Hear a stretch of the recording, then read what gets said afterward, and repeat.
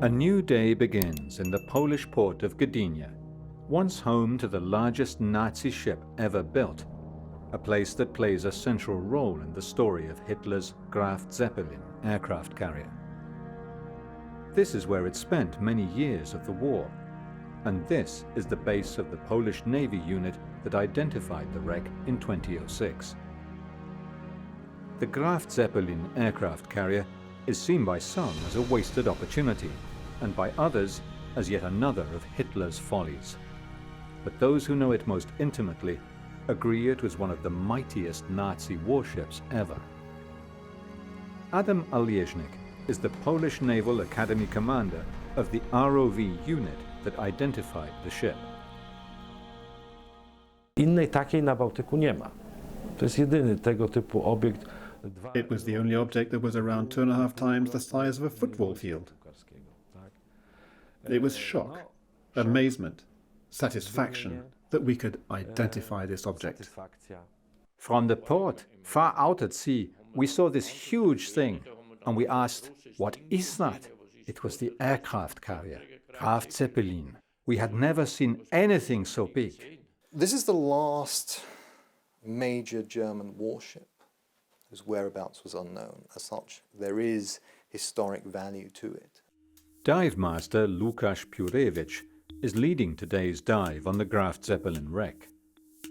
He will go 80 meters below the surface of the Baltic Sea, using rebreathers, an advanced technology that allows divers to stay longer underwater at greater depths than ever before. His diving companion for many years, Łukasz Pastwa, joins him. The pair departs to join the rest of the team at a small port near Gdynia. Each team member checks his own equipment once again for safety. They are using the most advanced rebreathers, a technology that recycles oxygen, nitrogen and helium in a closed circuit, removing exhaled carbon dioxide, allowing divers to stay underwater for longer. On such a deeps like 87 meters like Graf Zeppelin, diving on the upper circuit is very limited for the time because you exhaust all of the of the gases which you have in the tanks in the sea and on the air. Here we have this closed circuit system which keep the gas inside the loop over there. So you are saving greatly gas consumption. It's like 10 times or even more. The key point here is you always exhaust also the carbon dioxide.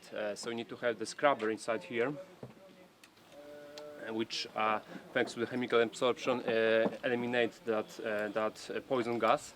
On the other side of Europe, in England, Steve Burke is a diver and historian who was on the track of the Graf Zeppelin well before it was found. He too uses rebreathers. The gas comes in from a canister in the back. There's a mixing canister at the back. I inhale it this way into this lung.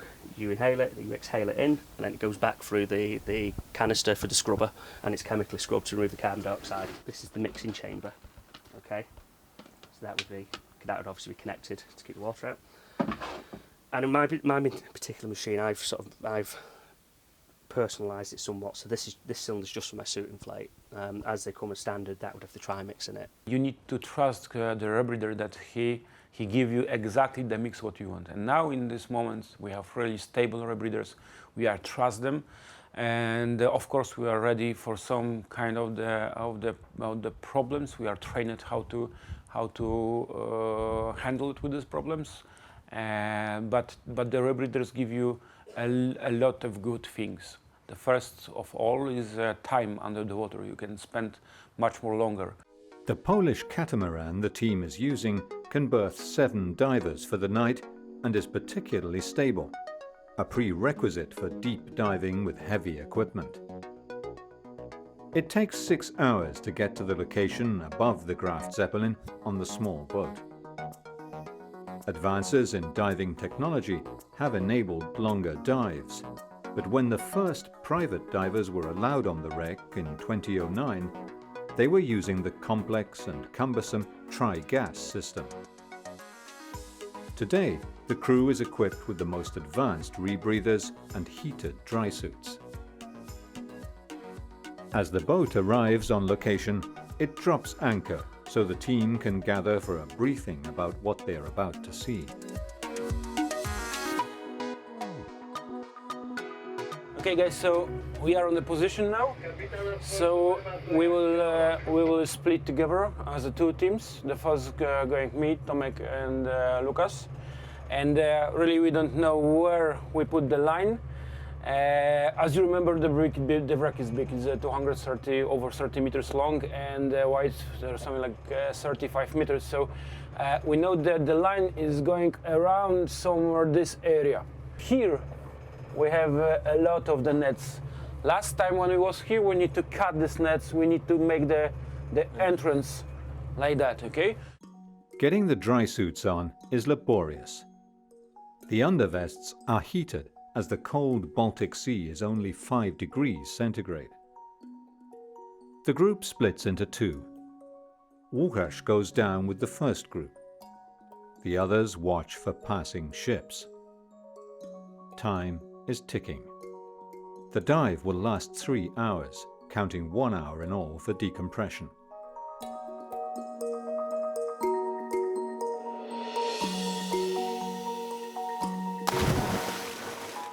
The brackish water is rich in plankton, making it claustrophobic for divers with visibility of only 7 meters. It is a plunge into the past.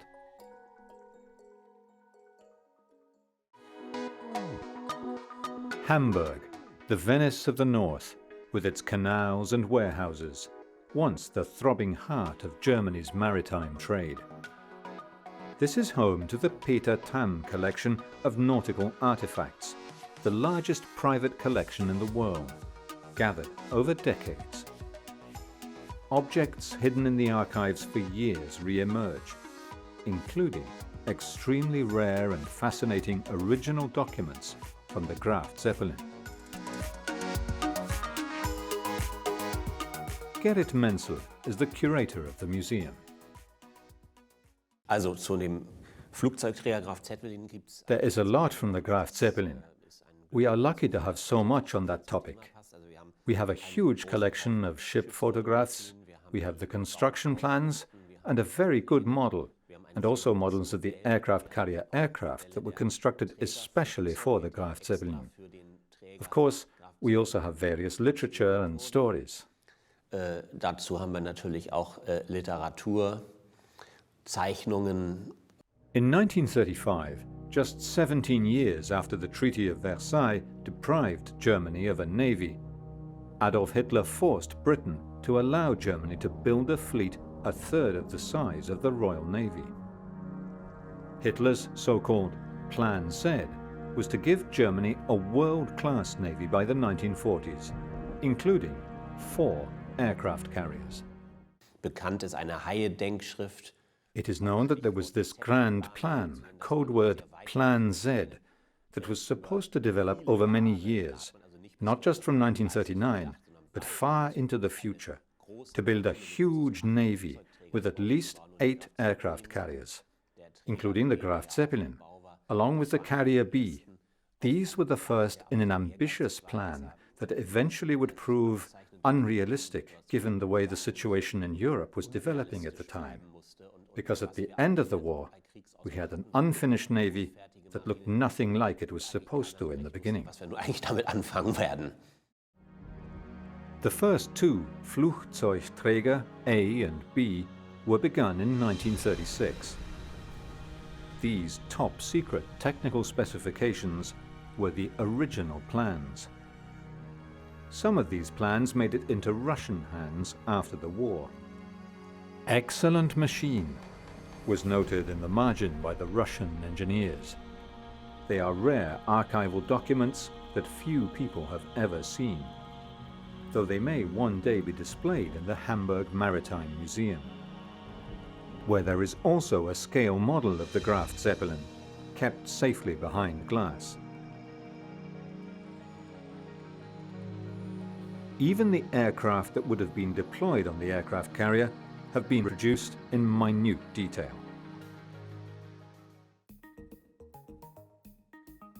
The Graf Zeppelin was actually built here, 150 kilometers away, in Kiel, Germany's foremost Baltic Sea port and the heart of its military shipbuilding industry.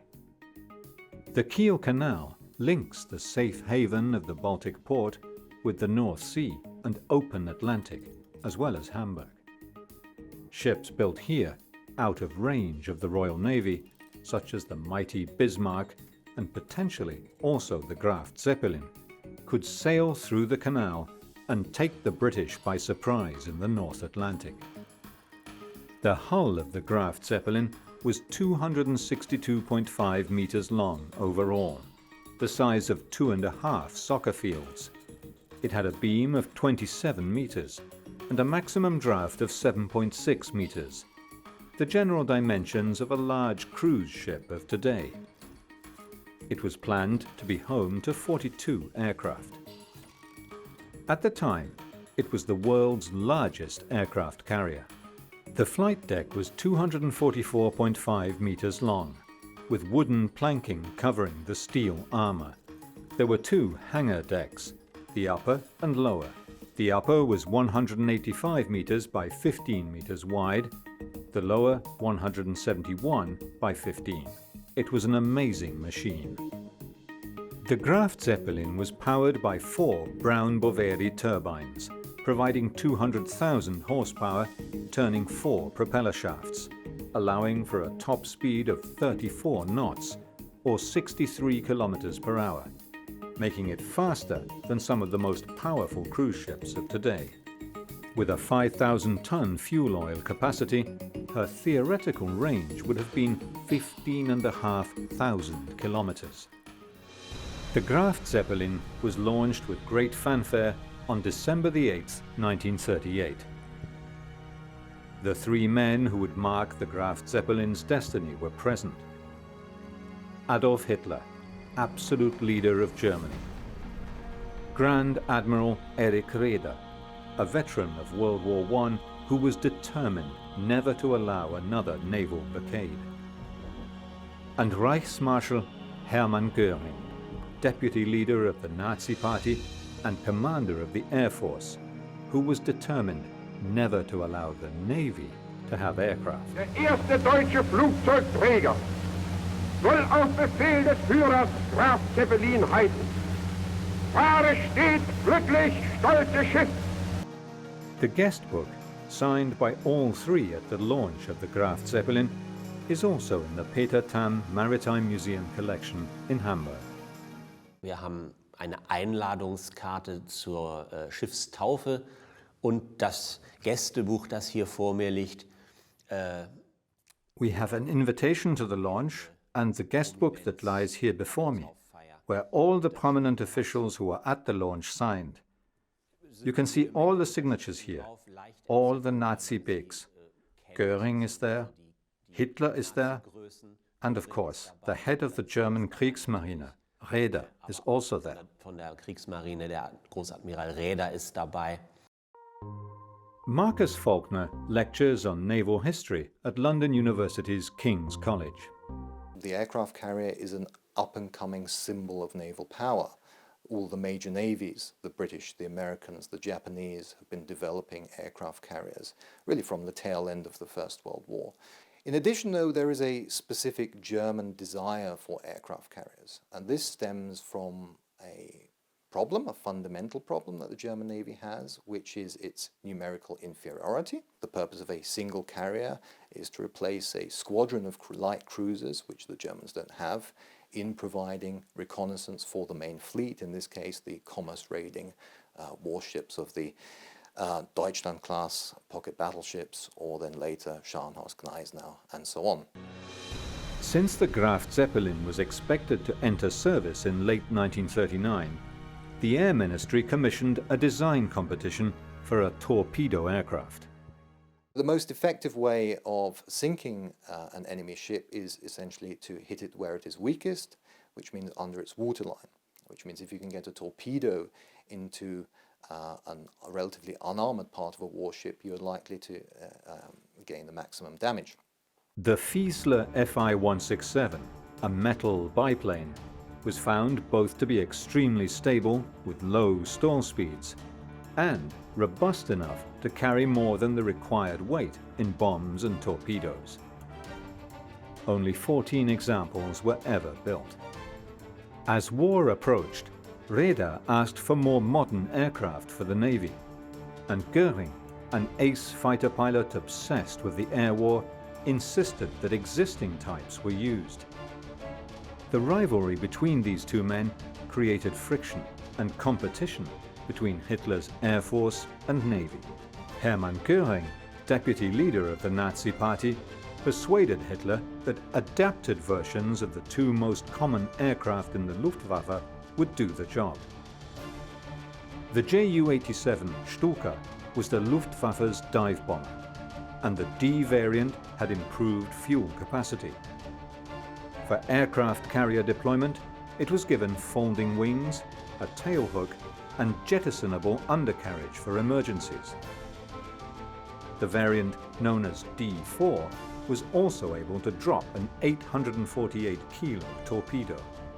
The Messerschmitt Bf-109E, with its Daimler-Benz DB601 engine, was adapted with folding wings, tailhook, and attachments for catapults that were being built onto the Graf Zeppelin. The fighter's 300-kilometer combat radius would have given the Graf Zeppelin the ability to control 90,000 square kilometers of sea. The Graf Zeppelin had something no other aircraft carrier in the world did: twin catapults on the forward flight deck. These were 20 meters long and could accelerate airplanes to 135 kilometers per hour. They are still visible underwater. This was a novel way of doing things. No other navy experimented with this method, quite simply because most other navies had evolved their fighter components. Nobody had done this from scratch. We do not know if these catapults would work. We shouldn't forget that aircraft carriers are the most complex warship around, one in which it's vitally important that all its component parts actually function properly. So the Graf Zeppelin represents the sort of the sum total of experimental components that the Germans are putting together at the time. Although the carrier was designed to have 8 15mm guns for operations without aircraft, these were eventually removed, and the wreck at the bottom of the Baltic Sea is a steel giant without its weapons. These circular gun emplacements were to have hosted the massive artillery that would have made the Graf Zeppelin a menace for the very survival of Britain. Today, 70 years after its final sinking, the Graf Zeppelin's formidable steel construction has survived the wear and tear of time. The wooden flight deck and the catapults are still very much as they were when the ship sank, thanks to the low salinity and cold temperature of the Baltic Sea. It is impossible to explore the whole massive 260-meter-long wreck in a single dive. When we reached the wreck when it was on the Graf, we tried to realize where we are, and there was just the big wreck, the big platform, the wooden platform, and that was something new for us. Yes? But the wreck is also really interesting because from the bottom to the highest point is around 20 meters, so it's like a big building, and except that is a really white one. 1939. Europe was hurtling towards another war. First Austria, then the German-speaking Czech region of the Sudetenland were annexed by Nazi Germany, with Czechoslovakia itself seized not long afterwards. When Hitler invaded Poland, Britain and France declared war. Hitler's Plan Z was abandoned, and the material being used to construct battleships was instead used for submarines, known as U-boats. The aircraft carrier Graf Zeppelin languished in the Kiel shipyards, where the U-boats were being rapidly built in numbers. It's not until the British start long-range photo reconnaissance flights over the central and eastern Baltic that they actually have a first-hand glimpse of the Graf Zeppelin itself. And the issue is, well, what happens when the Germans bring out an aircraft carrier? And it's quickly identified that if the Germans complete an aircraft carrier and bring her out into the Atlantic, it's going to change the dynamics considerably. The initial successes of the Kriegsmarine put Britain on the defensive. During the German invasion of Norway, the battle cruisers Gneisenau and Scharnhorst sank the British aircraft carrier Glorious, while U-boats sank the battleship Royal Oak and the aircraft carrier Courageous. When the Nazis occupied France, they had the whole Atlantic seaboard under their control. Now their ships and U-boats could threaten a blockade of Britain. In July 1940, the British lost track of the Graf Zeppelin as it was towed from Kiel to Gdynia, or Gotenhafen as the Germans called it, where it remained until Germany invaded Russia. Steve Burke found a member of the Graf Zeppelin crew who was on the ship during that voyage. Guten Morgen. Guten Morgen. August Brunmeier told Burke about his time as a light infantryman assigned to the Kriegsmarine. He was based in Kiel on the Ostsee Canal when he got the call to come to the station with just a light pack.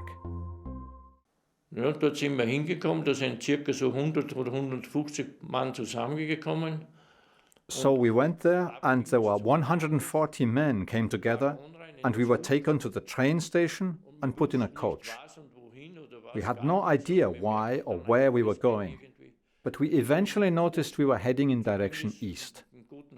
Then we arrived in Gotenhafen and we were put on a ferry. We could see this huge thing and we said, "What is that?" It was the aircraft carrier, Graf Zeppelin. We had never seen anything that big. Ganz in der Ferne, da haben wir dann so ein großes Ding gesehen. Ja, was ist das? Ja, das ist der Flugzeugträger Graf Zeppelin. Also, so was Großes haben wir nie gesehen. The British did not know where the Graf Zeppelin was until these aerial photographs of the ship in Gdynia port were taken by British reconnaissance aircraft nearly 18 months later, just before it was sent back to Kiel for completion. Wir mussten dann Munition übernehmen und Vierlingsflak und so weiter. Das ist alles. We had to take over the munitions and mount all the anti-aircraft artillery machinery and put everything in order. Then we were told that the ship would be towed to Kiel for further construction, and we had to take over the anti-aircraft artillery defense in the case that there would have been an attack on the aircraft carrier. Angriffe auf den Flugzeugträger stattfinden würden. The story of the Graf Zeppelin is closely tied to the story of the German-occupied port of Gotenhafen, or Gdynia today. The city was built by Poland after Danzig, or Gdansk, was declared an independent city. The Graf Zeppelin was berthed here in the military port near the container terminal, right in front of what is today the office of Adam Olieżnik, the Polish Navy officer who commanded the first ROV inspection of the ship. I w pewnym momencie One day I got this telephone call telling me that they wanted to organize a research ship to identify a new wreck. Związanego z identyfikacją nowo odkrytego wraku. Z informacją, że to jest prawdopodobnie Graf Zeppelin. That they told me was probably the Graf Zeppelin. Pomyślałem sobie znowu, ponieważ była taka sytuacja. My first reaction was, again? Because we'd been identifying wrecks already in 2006. We'd been doing it since 2003. Today, the wreck is one of the most sought-after dives for experienced deep-water divers like Łukasz and his team. Except for the marine life that inhabits it and the damage from its sinking, the Graf Zeppelin is exactly as it was in 1945, a ghostly reminder of Hitler's delusions of grandeur.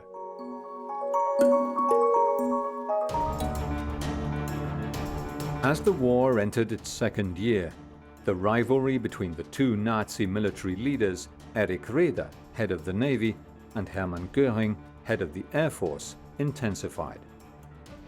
Despite the Kriegsmarine's successes, threatening Britain's lifeline, and the Luftwaffe's failure to bring Britain down by air power alone, Hermann Göring still demanded control of anything that flew, and remained blind to the aircraft carrier's potential ability to interrupt supplies to Britain and Russia. When Hitler ordered the invasion of Russia, it became clear that resources for the Air Force would be given priority. Raeder's position comes under increasing strain, and after the German invasion of the Soviet Union in 1941, naval armaments, although initially prioritized, are simply never going to have the same amount of material being devoted to them as the army, because it is fighting on the Eastern Front. So really after the Soviet counteroffensive in the winter, or December of 1941, throughout the winter, 41-42, from that point onwards it's very clear that the Navy is simply not going to get the material necessary. The first air raid from aircraft carriers was carried out by the British against the Italian fleet in Taranto, southern Italy, in November 1940, when 3 squadrons of Swordfish biplanes severely damaged the Italian surface fleet. A year later, just as Germany was fighting to capture Moscow, far away in the Pacific, on the 7th of December 1941, 6 Japanese aircraft carriers attacked Pearl Harbor, bringing the United States into the war.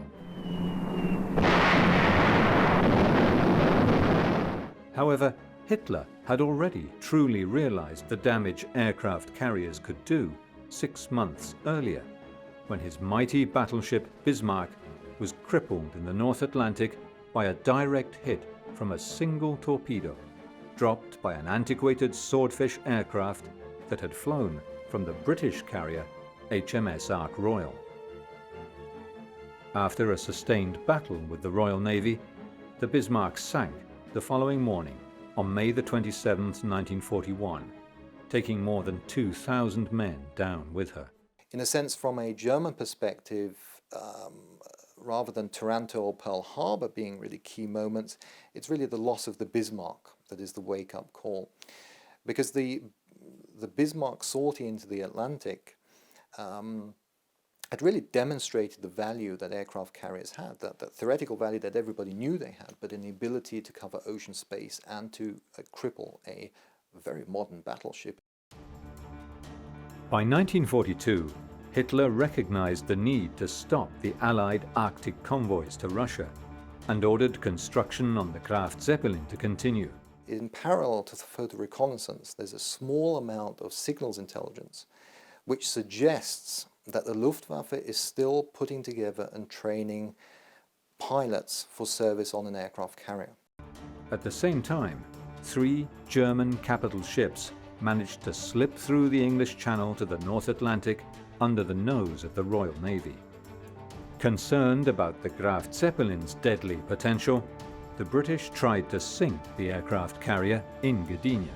In August of 1942, Bomber Command launches its longest raid to date. The fact that the British are willing to risk an extreme long-range bomber mission to take out a German capital ship says something about the way that the Admiralty sees the Graf Zeppelin as a threat. The loss of a German destroyer during a failed interception of an Arctic convoy at the end of December 1942 made Hitler change his mind once again. Hitler has for a number of years now been pushing Raeder, been pushing the Navy to employ vessels on the one hand in a more aggressive manner to attain greater results, but on the other hand not to risk them, not to risk their crews. And this is an intractable position. And eventually warships are lost. And this is ultimately what causes Raeder to tender his resignation. By this stage, German shipyards are working primarily on U-boats, on repairing what remains of the surface fleet, and there simply isn't the material, not only in the shipyards, but within the Third Reich, to finish the aircraft carrier project. The ship was moved from vulnerable Kiel to Poland, this time to Stettin, and eventually to the mouth of the Parnitz at Swinemünde, today's Schweineohren, where it housed timber and other supplies needed by the German forces occupying Poland. The anti-aircraft gun crews continued to defend the ship. Ablauf, der war eigentlich so, ständige Bereitsach am Geschütz. There was regular duty on defense. Then we had to get to know the other troops and learn to work together, because we entire defense crew had never worked together before. They were all from different areas. One was from here, one was from there, and they had to try to practice together. Und so weiter. Aber es ging da eigentlich ganz. It was all pretty loose. Sure, we had some drills, and we had to make sure that everything was functioning and all the parts fit together. But otherwise, well, what can I say? It was a bit like a cruise ship voyage. Es war, man könnte sagen, es war eine Schiffsreise.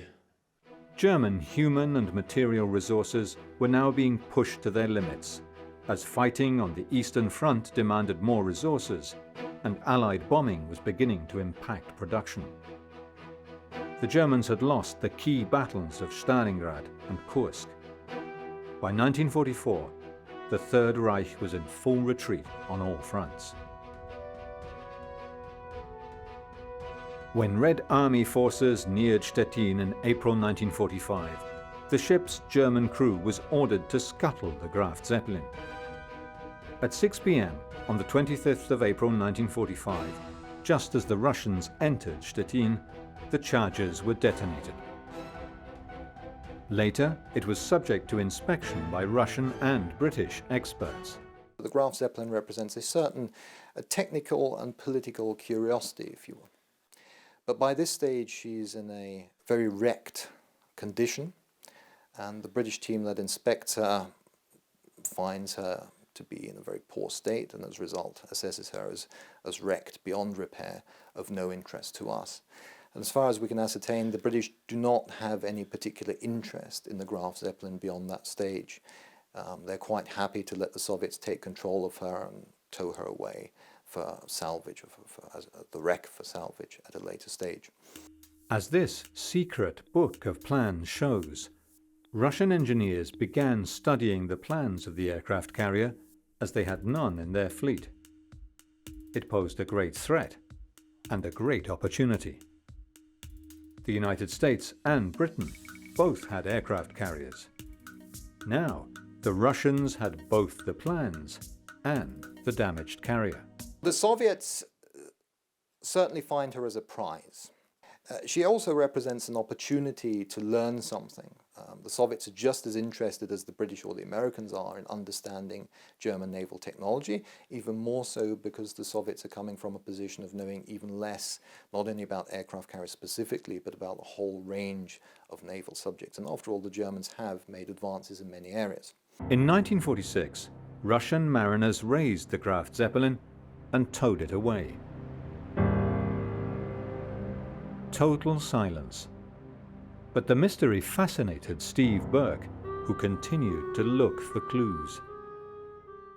We went to the local college and sat in a Russian class, and we got their most advanced student to translate a letter for me, which we sent off to a Russian archive. And then this letter came, and it came in an envelope. I always remember coming home from work, and it says on the front, Defence, Air Attaché, unclassified, stamps all over both sides. And I remember my mum was really, really concerned. She's like, what the hell have you done? The letter revealed the location where the Soviet Navy had sunk the Graf Zeppelin. It was the first ray of light shed on the 60-year-old mystery. But it was still not enough to find the ship. We opened it, and of course, this letter in Russian. I could see what looked to be coordinates, but I didn't know what any of the letter said, so we then had to go back and track those same guys down and had to have the reverse, have it translated. And of course, they'd give us a position, and the letter essentially says that the ship was disposed of after World War II as weapons target. A grainy photograph of the sinking of the Graf Zeppelin that appeared in a Russian magazine proved a valuable clue to help Burke calculate where he believed the mysterious Nazi aircraft carrier might lie. And we were able to get copies of this really grainy picture, which you might not be able to see, of the carrier Sunken. And this was published in a Russian magazine. And we was able to roughly calculate that with the ship at that angle, unless it snapped, it wasn't touching the bottom yet, or it was only just touching the bottom. It wasn't in 60 metres of water. So by drawing a line away, we guessed about how far it had drifted, and we figured it had to be in about 90 metres of water. And this area on the map, where I'm pointing here, we've got 73 metres, 68 metres, 90 metres, 88 metres. And the point where we plotted it to was here. And we were within about a quarter of a kilometre, half a mile maybe, of where the wreck was lying, where the wreck was found. Steve Burke's plan to be first on the wreck, however, was frustrated by fate. For 60 years, the Graf Zeppelin lay rusting silently, waiting to be discovered. In 2006, an exploration ship, the Santa Barbara, owned by Petro Baltic, was mapping the sea floor in preparation for the construction of a huge oil platform. Andrzej Schwaber was at the sonar controls when he and the team saw something that could not possibly be a natural phenomenon. Czy kiedykolwiek widziałem tak duży obiekt? Nie, w swojej karierze pomiarowej nie widziałem aż tak dużego. In my whole career, I've never seen an object that big. It was a shock not only for me, but also for my colleagues who were on the ship with me, who were members of the measurement team. The position of the wreck, 41 nautical miles north of the Rozhevye lighthouse, at the base of the Hel Peninsula, suggested that it might be a relic of the Second World War. It was too large to be a trawler or a submarine. Of course, the first consultations in the measurement room, I can call it like that, were between us. We were laughing. I had no idea, and we joked, we found Noah's Ark. Petro Baltic immediately informed the Polish Navy headquarters in Gdynia, the port that had been home to the giant Nazi ship for many months during World War II. The Polish Navy turned to Adam Olieżnik, their senior remotely operated vehicle expert at the Naval Academy. Już byliśmy spakowani i ze sprzętem załadowanym na pokładzie jednostki. We were packed on the ship, and we had a plan of the ship from the archives from a specific date. Dane historyczne. To jest o tyle ważne, że istotne jest, jak się zakotwiczy jednostkę, z której będzie... It's really important to know exactly where you are when investigating a wreck with an ROV, because it's like being an ant on an elephant. Pomocą kamery umieszczonej na pojeździe ROV to jest tak, jakbyśmy chcieli sobie obejrzeć słonia, wykorzystując do tego mrówkę. The Polish Navy deployed its most advanced ROV with virtual reality controls. It explored the length of the ship, looking for identification signs, photographing up and down the survey grid like a farmer ploughing a field to create a mosaic map. No, w Bałtyku jest ten problem, że to jest morze, które nie sprzyja. We have this problem in the Baltic Sea because it's a sea that's not very friendly for filmmakers. Visibility is not good. There's a lot of suspension. We know that we need to get close to film small parts of the wreck. In order to identify this kind of object, we need to have detailed plans. Posiadać dosyć szczegółowe plany. Apart from using the most advanced technology available to the Polish Navy, including 3D exploration by ROV operators wearing special goggles, Adam Olieżnik also spent many hours in the archives to match what he was seeing with historical data. The 3.5 hours of ROV footage clearly showed the anti-aircraft gun emplacements that confirmed this was indeed the Graf Zeppelin. There was considerable damage from internal explosions. Mamy dowódca rejsu, ja akurat i plany Grafa Zeppelina i zaczynamy rozmawiać właśnie, że to jest chyba ten wrak. The manager and I were there with the plans of the Graf Zeppelin, and we started saying that this is probably the wreck, because lots of elements and fragments show us that it cannot be anything else. There is nothing else like it in the whole of the Baltic Sea. It's the only object that's around 2.5 times the size of a football field. It was shock, amazement, satisfaction that we could identify this object. Satysfakcja też się pojawiła, że udało się taki obiekt. One man had more information than anyone else. It was, of course, Steve Burke, who already had a good idea of where he believed the Graf Zeppelin was. Once the wreck itself was found, I saw those beautiful side scan images that the Polish Navy produced, and I saw Adam Olejnik's name on the bottom. So I just wrote to Adam, and we ended up going to meet. I got to stand on the pontoon.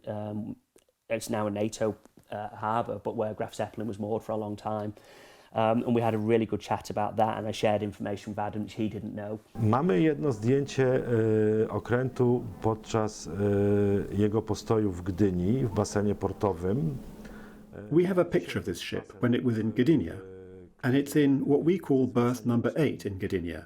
And the funny thing is that my colleague Stephen sent me this picture and asked me if this place still exists in Gdynia. Kolega Steven przysłał mi to zdjęcie z pytaniem, gdzie jest to miejsce w Gdyni i czy ono jeszcze w ogóle istnieje. And I answered him that I could see the place through my window because I work near the place, and I could see the place where the Graf Zeppelin was in 1942. Przez moje okno widać to miejsce, gdzie stał w 1942 roku Graf Zeppelin w Gdyni. As the largest wreck ever found on the floor of the Baltic Sea, the fascinating Nazi aircraft carrier was bound to become the object of adventure diving. So the Polish Navy had to make sure it was safe by checking for explosives and assessing stability of the wreck. It was lit by 4 underwater floodlights as divers descended on it to determine, was it safe? Dopiero potem zaczęły się jakby rozważania na temat tego, czy ten wrak można udostępnić. After this, we were planning to allow recreational dives on the wreck. The deciding body is the Civil Sea Administration, which decides whether or not to give access to tourists. When we decided this, we needed to check the wreck to make sure it was safe for non-professional divers. So we needed to do a dive survey of the wreck, just to check that the wreck was safe for non-military divers. Polegającą na tym, żeby sprawdzić, czy wrak dla nurków niemilitarnych, nieprofesjonalnych, dla turystów jest bezpieczny. The divers examined the wreck of the largest German fighting ship of the Second World War.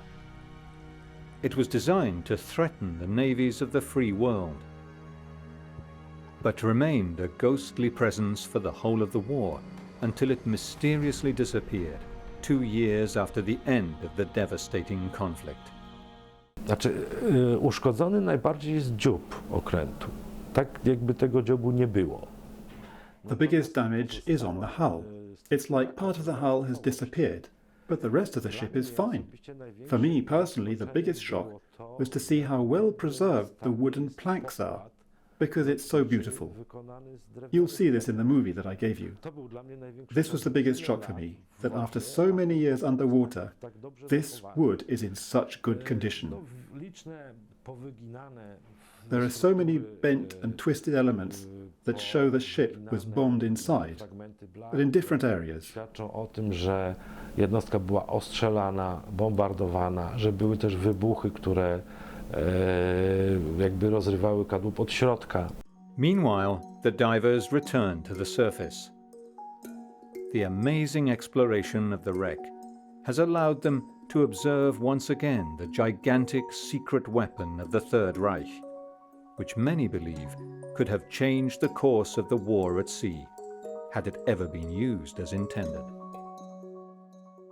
From the beginning, the wrecks was just the place where we can go for a dive, and after that, from these dives, it became a little bit more interesting, because we find some wrecks, we dive on them, but after that we want to know the name of the ship, the history of the ship. So that developed a little bit, and from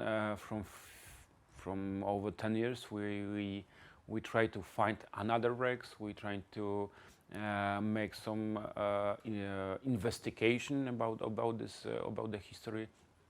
With today's advanced diving technology, maritime engineers and historians will soon be able to study the bridge, the engine rooms, and the many still sealed chambers, shedding first light on what lies deep inside Nazi Germany's most powerful war machine.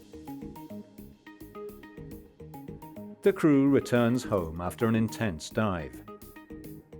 The team split up after a long day and say goodbye before heading their separate ways.